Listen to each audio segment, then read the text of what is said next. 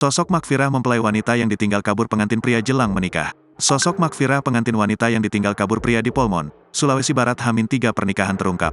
Pengantin wanita tersebut bernama Makfirah Octavia Della Ramadhani. Makfirah ditinggal kabur pengantin pria, Faisal Ashari tepat H-3 pernikahan.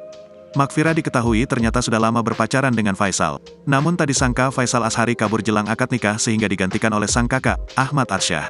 Pernikahan itu terjadi di Kelurahan Papang, Campalagian, yang digelar Sabtu, tanggal 15 Juli tahun 2023. Adapun mahar pernikahan tersebut diketahui dalam TikTok @Anisya_Tasya_Putri 9, yang mengunggah penampakan mahar yang bertuliskan Rp80. Diungkap pihak keluarga mempelai wanita, Linda, bahwa Faisal Ashari sang pengantin pria kabur 3 hari jelang pernikahan karena mengaku tak siap menikahi sang pengantin wanita, Makfirah.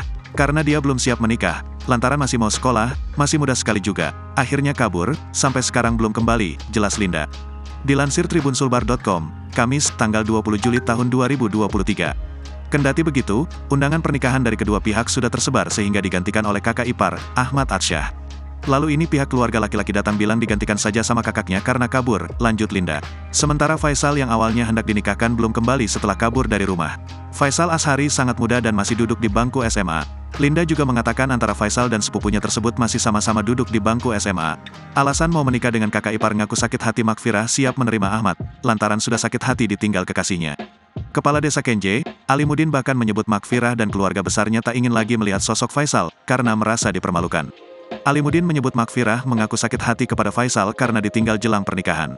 Pengantin perempuan, kata Alimuddin, tidak lagi mau menikah dengan Faisal jika dia kembali.